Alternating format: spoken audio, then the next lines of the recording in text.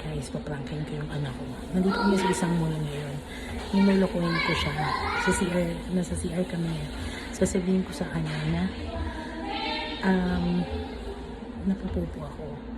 Eh, walang water at wala rin bidet. Titingnan ko yung reaction niya. Wait lang. Baby, nandito tayo ngayon sa CR. Eh, di ba marami tayong kinain kanina? Sumakit yung tummy ni mama. Kaya tayo ka? Ay, pupo ako. Siya ko nga. Pwedeng, eh, walang bidet. Wala rin water. Paano yan? Sabi ko muna kay Dada. Kuha mo ko water sa labas. Naman tayo ng water. Teka lang, bin kami ng water. Dito lang ako. Ako, auntie mapasita. Eh, paano yung ano ko? Kasi na. Wait.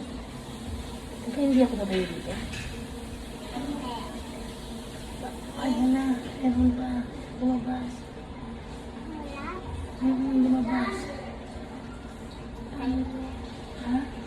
Wait ako ng lubid eh. Oh my God. Ano gagawin natin? Tingin ko nga. Huwag mo na tingnan kasi yung bako.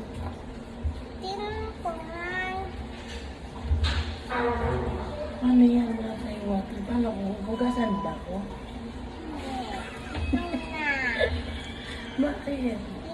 Eh, hindi ko pa yung ugat. Ayaw ko baw yung pot mo.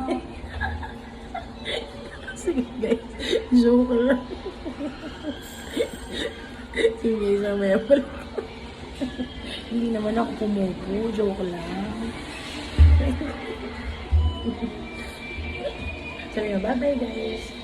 Bye-bye, guys. Naprank ako ni mama. Yan ako ng mama. Wala naman siya pupo. Wala na naman ako sa tipo. Bye. Goodbye.